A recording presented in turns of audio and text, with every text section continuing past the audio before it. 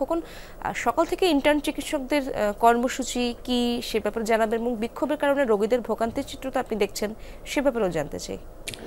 ইশরাত, প্রথমেই জানিয়ে রাখি, এই যে শিক্ষার্থীদের যে কমপ্লিট শাটডাউন ইন্টার্ন শিক্ষার্থীদের, সেটির কিন্তু আজকে শেষ দিন, অর্থাৎ তারা আজকে দিন অপেক্ষা করবেন, যেহেতু 12 তারিখে একটি তাদের যে মামলার তারিখ রয়েছে সেটি এগিয়ে এনে আজকে যাতে একটি দ্রুত রায় দেওয়া হয় সেই অপেক্ষাটুকু কিন্তু এখন তারা করছেন। যদি কোনো কারণে সেটি আজকে বিলম্ব হয়, হয়তো সন্ধ্যার পরে তাদের আরও নতুন কঠোর থেকে কঠোর কর্মসূচি হবে। আর যে রোগীদের ভোগান্তির বিষয়ে বললেন, সেটি কিন্তু আসলে আপনারা জানেন যে এখানে কিন্তু মিড লেভেলের চিকিৎসকের পরের যে কাজটুকু সেটি কিন্তু আসলে ইন্টার্ন চিকিৎসকরাই করে থাকেন বেশিরভাগ সময়, এবং বেশিরভাগ সময় রোগীরা কিন্তু তাদেরকেই কাছে পান।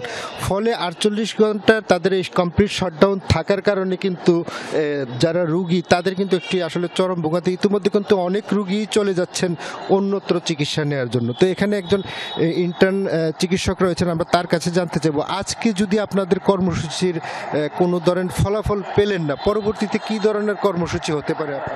ধন্যবাদ।